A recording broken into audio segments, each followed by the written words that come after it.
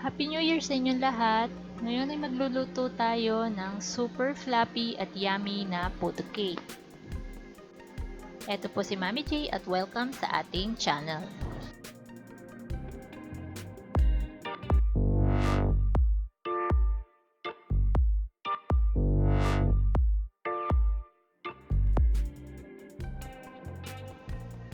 Para sa ating ingredients, kailangan natin ng 3/4 cups of all-purpose flour or cake flour, 1/4 cup of sugar, 3/4 teaspoon of baking powder, 1/2 cup of water. Para sa meringue, kailangan natin ng 2 egg whites at 1/4 cup of sugar. Para sa toppings, kailangan natin ng sliced cheese at sliced red egg.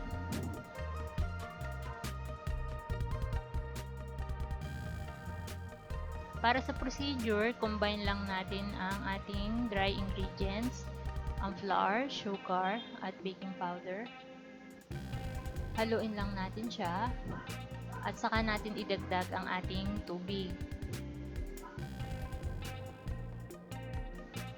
Habang piniprepare ang ingredients, magpakulo na tayo ng tubig sa ating steamer.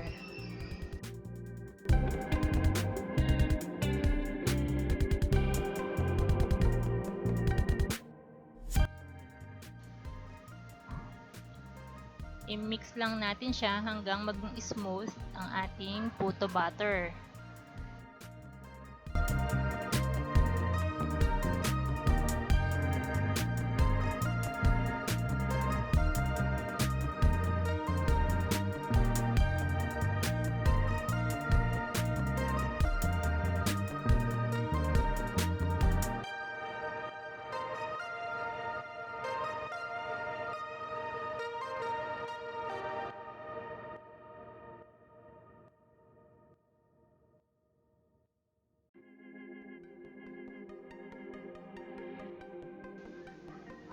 Gawin naman natin ang meringue. Gamit ang hand mixer or stand mixer, i-whisk natin ang ating egg whites at ang ating sugar hanggang maging stiff peak.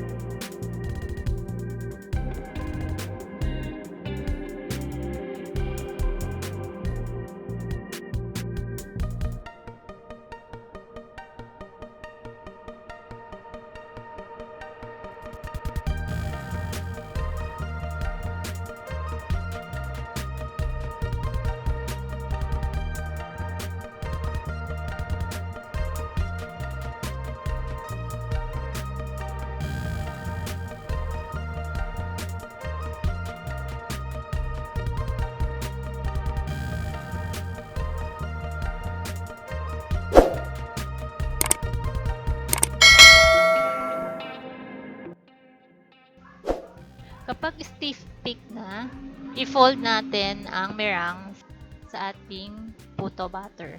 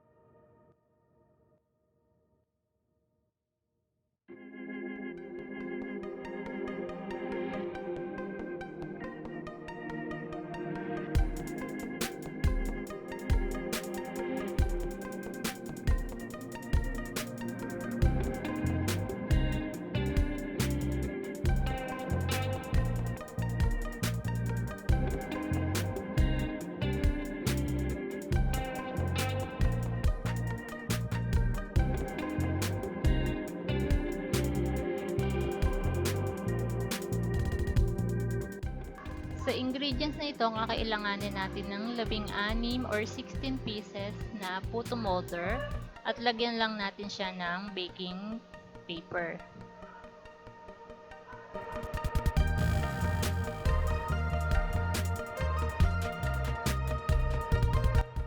Gamit ang ice cream scooper, scoop lang natin ang ating mixture sa ating molder.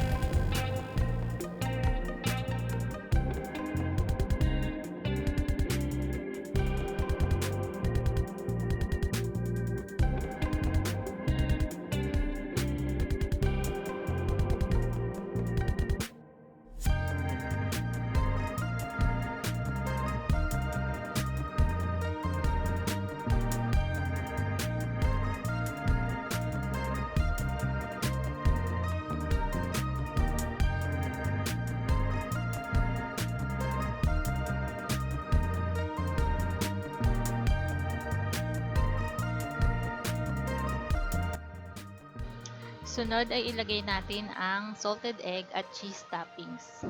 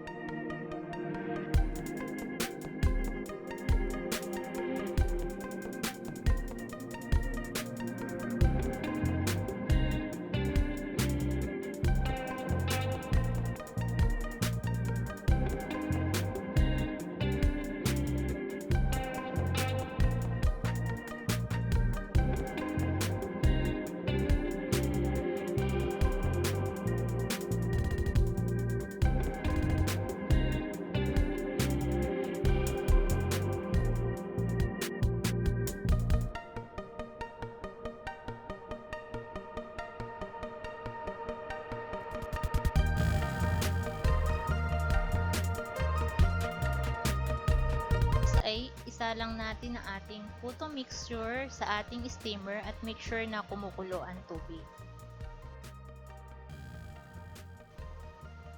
At hinaan natin ang apoy. Steam natin siya for about 10 to 12 minutes.